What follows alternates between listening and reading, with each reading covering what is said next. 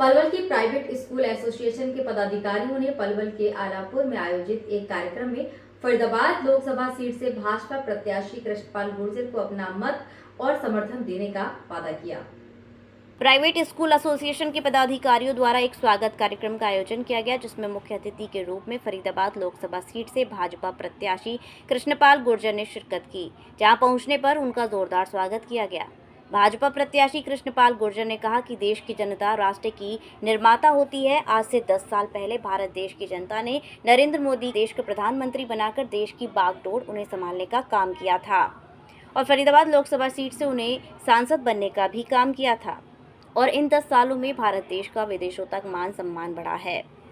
आज भारत देश का दुनिया भर में डंका बज रहा है। देश के प्रधानमंत्री नरेंद्र मोदी ने इन 10 सालों में राष्ट्रीय हित में अनेकों काम किए हैं। गुर्जर ने कहा, लोकतंत्र का महापर्व आगामी 25 मई को पूरा देश मनाने जा रहा है। इस अवसर पर भाजपा प्रत्याशी कृष्णपाल गुर्जर ने इंडिया गठबंधन पर जमकर हमला बोलते हुए कहा कि आज किसी दल की इतनी हैसियत नहीं बची है कि वे अपने बलबूते पर देश में पूर्ण बहुमत की सरकार बना सके।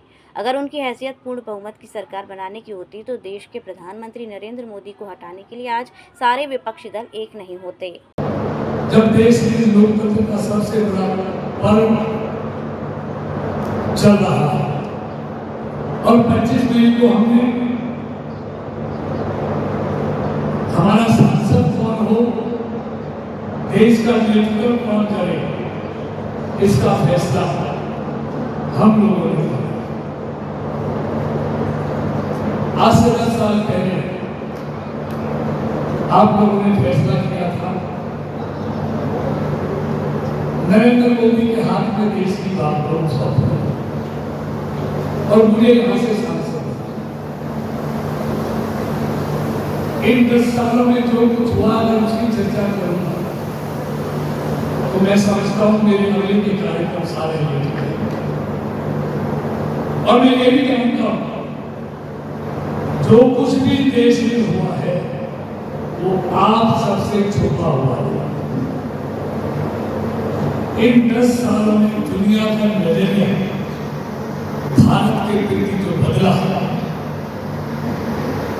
भारत जो इन 10 सालों में 11वीं आर्थिक ताकत से 5वीं आर्थिक ताकत बना है और अगले 3 साल में दुनिया की 3री आर्थिक ताकत बनने की तरफ तेजी से बढ़ रहा है। देश को आतंकवाद, दंगों और घोटालों से मुक्त किया है, देश की सीमाओं को मजबूत किया है, देश की सेना को मजबूत किया है। आप राष्ट्र निर्माता हैं और राष्ट्र निर्माता ही अगर राज्य की चिंता नहीं करेंगे तो कौन करेगा?